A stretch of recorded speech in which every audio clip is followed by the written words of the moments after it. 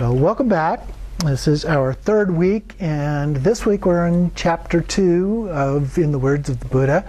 And in this particular one, we've moved from the theme last week, which had to do with our own background in the world and the kind of issues that we have and so forth, and as a reason for why the Buddha did what he did. So this week we're going into the next chapter, which is called The Bringer of Light.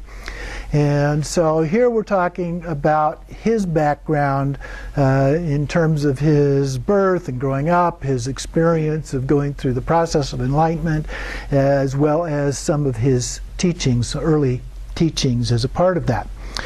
So in the introduction to this chapter, Bhikkhu Bodhi talks about some of this information and talks about how there are we have to limit the impact of some of our personal biases about things. We tend to have biases about everything in one way or another, but not always. And so we have to be careful about how we interpret things. And the same is true trying to interpret the original teachings of the Buddha. We do know that it was influenced by people in particular groups that had particular points of view, and so things that got written down had some impact of that. We know that different schools evolved out of all of that with different points of view and so forth. The Nikayas, one of the things that he points out here, which is kind of interesting, is that even though this is the Pali Canon and the Theravada, this is their canon, if you will, accept this and the teachings that are in here, but they do take a particular point of view. They take the point of view of the Buddha as a human being. But in the Pali Canon, that's not the only way he's presented. He's presented that way, to be sure, but he's also presented as more of a cosmic figure. That's the way Mahayana views him. Okay, so they're both in the Pali Canon, and yet there were different interpretations of the meaning and understanding of that kind of cosmic scope of things, if you will. So both traditions tend to pick and choose. And we see that in all kinds of other religions as well. But it's important, I think, to just be aware of that as we go through this. It's one of the things I like to point out. In here, Bhikkhu Bodhi says that the Buddha is presented here as the torchbearer of humankind, is the phrase that he uses as a part of this. And so as we get into the individual parts, the individual teachings, the sutras that are in here, the first one talks about his great vision of great light and great radiance and so forth as a part of that. And the discovery that he made of this sense of just perfect peace of liberation. And he kindles for us this light of knowledge which reveals these truths, starting with the Four Noble Truths, but there are other things as well. And also the path that we have to follow in order to achieve that. It's all part of what he realized in the process of achieving enlightenment. And so he is sometimes represented as a primordial archetype, an archetype being a type of understanding of an individual or a principle or something like that. He was recognized as being one of a number of Buddhas. He wasn't the only Buddha. This is, again, in the Pali Canon. And so he had gone through a number of lives as a bodhisattva, and then eventually appeared as a Buddha, the latest of a number of Buddhas. The word Tathagata is used. Apparently that was also the word that he chose as his preferred word for representing himself as a Buddha. And in that, it refers to this idea of this primordial archetype. But the actual word has two different meanings depending on how it's spelled. I won't go into that part of it, but one of them is the one who has come thus. Okay, so the one who has come thus, who's come into our midst in the same way that the Buddhas of the past have done. And then the second one is the one who has gone thus. The one who has gone thus. The one that has come and the one who has gone. And in this one, it's about gone to the ultimate peace, nirvana. Okay? In the same way that the Buddhas of the past have gone in that same way. So the being that was to become the Buddha in Pali is considered a bodhisattva. So prior to actually becoming that, go through the process of being a bodhisattva. And according to the Buddhist tradition, a bodhisattva is one who undertakes a long course of spiritual development, consciously motivated by the aspiration to attain future Buddhahood, and inspired and sustained by great compassion for living beings, mired in the suffering of birth and death. A bodhisattva fulfills over many eons of cosmic time the difficult course needed to fully master the requisites for supreme enlightenment. So this is something that happens over time, over and over again. Last time we were talking about how long is an eon, for example. We had the 7 miles cube of a solid rock that was referred to as a mountain, and once every 100 years brushing it with a smooth cloth, and an eon lasting far longer than it would take for that entire solid rock to disappear. And then he attains Buddhahood in order to establish the Dharma in the world. And that's his purpose, his reason for being, which culminates in this freedom of nirvana, of peace. And he then teaches in all the fullness of humanity so that many others can also find the way to this final liberation. This, however, does not exhaust the function of a Buddha. A Buddha understands and teaches also the paths leading various types of wholesome, mundane happiness to which beings aspire. So he uses that phrase quite a bit, a wholesome life and so forth. So that has to do with ethics, that there are certain things that are beneficial to achieving that, and certain things that are harmful to achieving that. And so we need to be careful about the choices we make in terms of leading a wholesome lifestyle for us to be able to achieve that. And so as a part of that, we have this sense of happiness, peace, and security, and the worldly dimensions of the lives, and world transcendence to nirvana. So this idea of nirvana is something that transcends our worldly life. He talks about, for example, the idea of the 3 poisons, the 3 poisons being attachment, aversion, or better, that's good. Better than that, the idea of strong attachment, strong aversion are the type of things that he's referring to here, as well as delusion, being deluded, or ignorance of understanding the true nature of things. Those are the 3 poisons. And so the idea there is that we're extinguishing those. So that's the path to enlightenment. When we achieve the nirvana, we achieve that by extinguishing those. We transcend those. So there's a transcendent quality to what we're talking about here.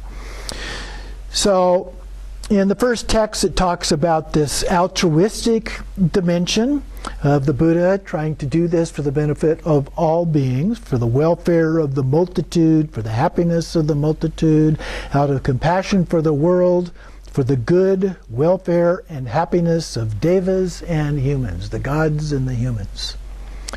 Now that's a little bit interesting in that the very idea of sentient being is that it includes beings that would be considered at a lower level than devas and humans, insects, for example, and animals and so forth, that are not included in that statement. But there are other places where those things get picked up, but they're not always there.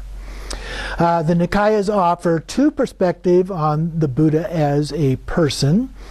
And the first one is what I mentioned before, the human being, who is the wise and compassionate teacher.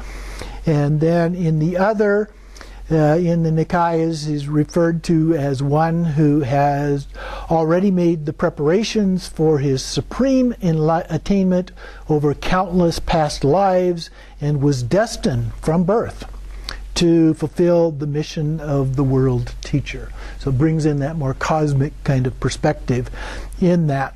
And in the second text here, it talks how the Buddha descends fully conscious from Tushita heaven into his mother's womb, the conception and birth, accompanied by various wonders and magical displays and so forth. And the deities worship the newborn infant. As soon as he's born, he walks 7 steps in each of the cardinal directions and announces his future destiny. So we see these kind of magical kinds of elements in all of this as well. And then in the first or the final paragraph of the sutra, finally it kind of flips back to the human association here. So he talks about a more realistic picture of the Buddha, what the Buddha himself considers to be truly wondrous are not the miracles that are described here accompanying all of this, but his mindfulness and clear comprehension in the midst of feelings, thoughts, and perceptions. So those are the real miracles, not what things that we would call miracles in the way we normally talk about things. In section 3 here, there are several different texts as a part of that one, so broken down into different sections here. And so this realism and naturalism and so forth, the psychological insights with minimal descriptive technique are included here. Talks about his renunciation, his training, his eventual disillusionment with the training that he went through, his struggle, then the ascetic practices that he went through, and then finally his triumphant realization as a part of that. The second one tries to fill in a few gaps in that. One of the things, for example, that's actually not in there in the first one is his use of the ascetic practices. He just kind of jumps right over those, which is kind of interesting in itself. The various forms of self-mortification and so forth that are included in that. And kind of the classic description of his process to attain the enlightenment. And this is where they bring in the 4 jhanas that he learned a little bit earlier with one of his meditation instructors, and then followed by the 3 vijjas, or higher types of knowledge. Now normally these would be the same as the 3, or often it's referred to as 4 higher jhanas, the formless forms, and but in this case it only includes 3 in the story. Also, as a part of that, his realization or experience of his previous lives and the passing away of rebirth of beings and the destruction of what he refers into here as the taints, the things that are the problems as a part of our experience in life. In the third part of this, on the eve of his enlightenment, he reflected upon old age and death. And then by that process, he works out the idea of paying careful attention and leading to a breakthrough by wisdom, and the discovery as a part of that of this idea of dependent origination, of the 12 links of dependent origination comes into that. Dependent origination, though, is not a joyous celebration of the interconnectedness of all things. Everything is interdependent, but this isn't in a good way. This is in a fairly negative kind of way. This pattern of dependence upon which our suffering arises and ceases. So that is the basic idea of that. But eventually, by reversing that process, because there's one direction in which that is said to go, and that is through the cycle of samsara, as we go back through that same cycle over and over again. The way we get out of it is we reverse the process and go back through that in the other direction, and then we attain enlightenment by going through that process. The fourth text in here, this is fourth main category, section in this part of the text, looks at two alternative versions of the Bodhisattva's quest for enlightenment. We join the Buddha immediately after his enlightenment as he ponders whether to share his vision, whether he's going to actually teach this, and he's thinking about, he's not sure anybody else would understand what it is that he's experienced and how to teach that realization or not. And then a deity named Brahma, actually here is Brahma Sahampati, who descends from the heavens to plead with the Buddha to wander forth and teach the Dharma for those with little dust in their eyes. So he's saying, because the Buddha had used that term, these people have dust in their eyes so they wouldn't get it. And he said, well, there's some people that just have little dust in their eyes, and they might be able to get that. Now, what's interesting about that is usually this is only referred to, the character here is only referred to as Brahma, is not referred to with the two names, the one that I can't pronounce. Anyway, literally or as a symbolic enactment of all of this, what's going on in the Buddha's mind here?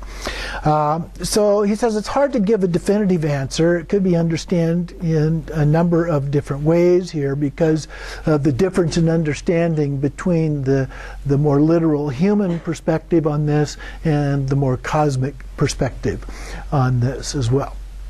So eventually Brahma prevails in this, and he agrees to teach, and so he first goes to the 5 ascetics with whom he had practiced previously, and of course they didn't want to have anything to deal with him because he had eaten, and he violated the precepts of the practice, and so they didn't want to have anything to do with him. But eventually, as he got a little bit closer, they could see something was different about him than before, and so eventually then he gives his first discourse known as Setting the Motion of the Wheel of Dharma, so this is the first wheel of the Dharma. And in the text here, related to that, then he discovered the middle way, which identifies the Noble Eightfold Path as a part of that. And so we'll talk about that when we get to that in the text. So this is a new approach which remains faithful to the renunciation of sensual pleasures, yet eschews the tormenting of the body. So the ascetic practices involved a lot of physical tormenting of the body, very extreme kinds of practices. And he said that is not required as a part of this. And so it avoids two extremes, the one extreme of full indulgence and the other extreme of very harsh forms of ascetic practices. And this will lead to nirvana. So he describes each of the truths, the Four Noble Truths, from 3 perspectives. And these constitute the 3 turnings of the wheel. So we have the first turning of the wheel, Dharma, which is referred to in terms of the Four Noble Truths, the last one being the Eightfold Path as a part of that, and oftentimes also the 12 links of dependent origination are included there and so forth. That illuminates the nature of that particular noble truth. So the second turning is the understanding that each noble truth imposes a particular task to be accomplished. So in the first noble truth, it's suffering is to be fully understood. The second noble truth, it's the suffering's origin or craving is to be abandoned. In the third truth, it's the cessation of suffering is to be realized. And in the fourth truth, it's that the path is to be developed. So each of these turnings of the wheel, if you will, tie directly back to all four of the Noble Truths individually in slightly different ways. And so the third turning of the wheel then is this understanding that the four functions regarding the Four Noble Truths have been now completed. So there's the Four Noble Truths, there's the things about how we go about dealing with the Four Noble Truths, and then we have completed the process in terms of development. So understanding, realization, and development are the three. So that's a different way of understanding the turnings of the wheel than what we have typically taught about it, where the first turning of the wheel would include all of this. The second turning of the wheel is on emptiness, and the third turning of the wheel is on Buddha nature. Okay? So then he concludes this introduction by saying that the discourse proceeds almost entirely in the realistic, naturalistic mode until we get to the end. And all of a sudden we get this flip on the cosmic significance of the event, which is illuminated by a passage showing how the deities in each successive celestial realm applaud the discourse and shout the good news up to the deities in the next higher realm. And then the entire world system quakes and shakes, and a great light surpassing the radiance of the gods appears in the world. And then at the very end we return back to this prosaic human realm to behold the Buddha briefly congratulating the ascetic Khandana for gaining the dust-free, stainless vision of the Dharma. He's the one that he was one of the ascetics, and he's the one that got the message at that moment and instantly achieved nirvana as a part of that. So that's the introduction to this section that we'll be going into much more detail on here today.